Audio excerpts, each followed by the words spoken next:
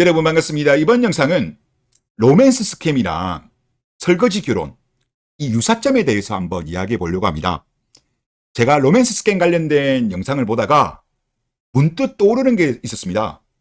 설거지 결혼이랑 로맨스 스캠이 메커니즘이 상당히 비슷하다는 느낌을 받았어요. 일단 정의부터 하면 로맨스 스캠 같은 경우는 SNS를 통해 가지고 이성에게 접근하고 호감을 산 뒤 연애, 결혼 등을 빌미로 돈을 뜯어내는 사기 수법이죠.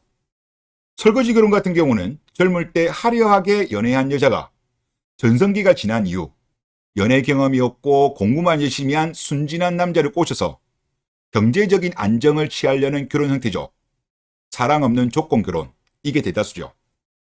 다른 점도 있습니다만은 유사점이 상당히 많다는 생각이 들었습니다. 일단 사랑의 관점에서 보면 로맨스 스캠 같은 경우는 남자의 외로움을 이용해가지고 가짜 애정을 파는 거죠. 상대가 자기를 사랑한다고 착각하게 만든 이후 이 핑계 저 핑계 대면서 금전적 이득을 취하는 거고, 설거지 결혼 같은 경우는 조건을 중시하기 때문에 사랑 없이도 결혼이 가능합니다. 실제로 한여들 중에 사랑하지 않음에도 불구하고 남자 조건이 너무나도 좋아서 결혼하는 여자들 엄청나게 많습니다.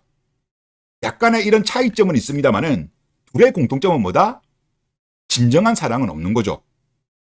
목적 관점에서 보면 로맨스 스캠 같은 경우는 사기쳐서 돈을 뜯어내는 목적밖에 없고, 설거지 결혼 같은 경우는 남편 돈으로 평생 편안하게 살고 싶어 하는 목적이죠. 그러다 보니까 처음에는 맞벌이 하겠다고 약속하고 결혼했지만 편하게 사는 게 목적이기 때문에 이 핑계 저 핑계 대면서 일을 그만두는 경우가 많죠.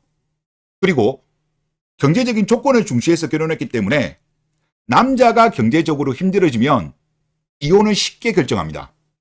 또한 여러 가지 이유로 도저히 같이 살지 못하겠으면 가성비의 2년, 약속의 5년으로 도축 가능한 카드도 있습니다.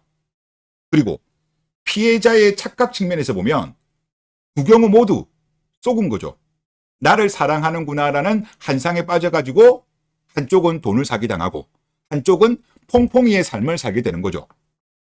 결과로 본다면 두 경우 모두 금전적 심리적 피해를 입게 되죠. 로맨스 스캠 같은 경우는 피해액을 보면 보통 몇천, 억 단위 넘어가는 경우도 있더라고요. 하지만 설거지 결혼에 비하면 저는 피해가 적은 것 같아요. 설거지 결혼 같은 경우는 잘못하면 인생 전체가 송두리째 날아가죠.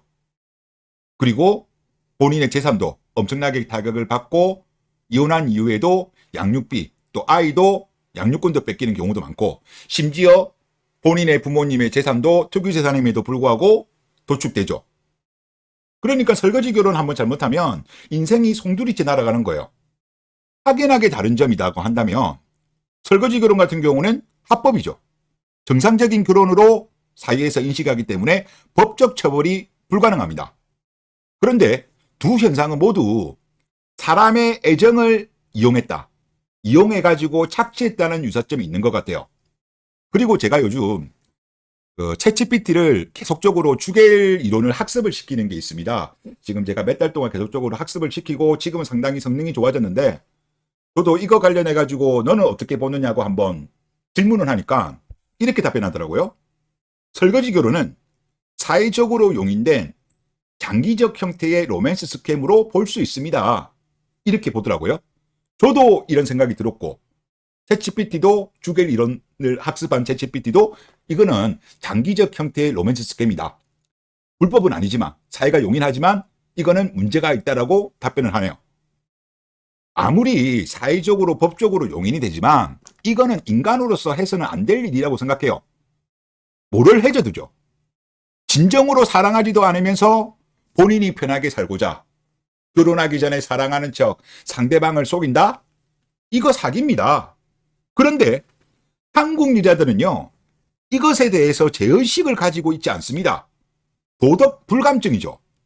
과거 미수다 프로그램에서 한국 여자들이 조건을 중시한다, 사랑하지 않아도 결혼할 수 있다, 이런 식으로 이야기하니까 그때 출연했던 외녀들이 다들 놀라더라고요. 어이없어 했습니다. 외녀가 정상이고 한녀가 비정상이에요. 그런데 이 비정상이 상당히 오랫동안 대한민국은 지금 고착화가 돼버렸습니다. 그런데 이 비정상이 정상으로 생각하고 있으니까 죄책감을 가지고 있지 않는 거예요. 그리고 결혼할 때 서로가 사랑하는 게 풀로 충전돼야죠. 이게 정상이죠. 그런데 대한민국은 조건을 중시하는 나라이기 때문에 사랑 없이 결혼하는 경우가 너무나도 많죠. 이런 상태에서 결혼하면 조그만 문제만 생겨도 따로 각자 갈 가능성이 높죠. 한국이 괜히 이혼율이 높은 게 아닙니다.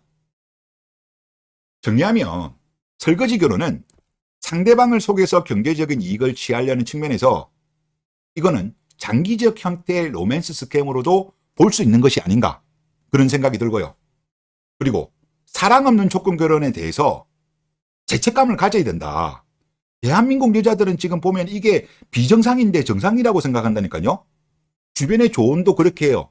심지어 부모들도 딸한테 사랑이 아닌 조건으로 결혼하라고 부추깁니다. 이거는 제가 볼 때 대한민국이요, 물질 만능주의에 빠져가지고 사랑을 등한시하기 때문에 이런 일이 발생하는 것이 아닌가 하는 생각이 듭니다. 고성재기 님이 그런 말씀하셨어요. 사랑은 인류가 지켜야 될 마지막 자존심이라고. 대한민국은 그 마지막 자존심을 안 지키고 있기 때문에 불행이 발생하는 거다, 그런 생각이 듭니다. 네, 이번 영상 여기서 마치겠습니다. 감사합니다.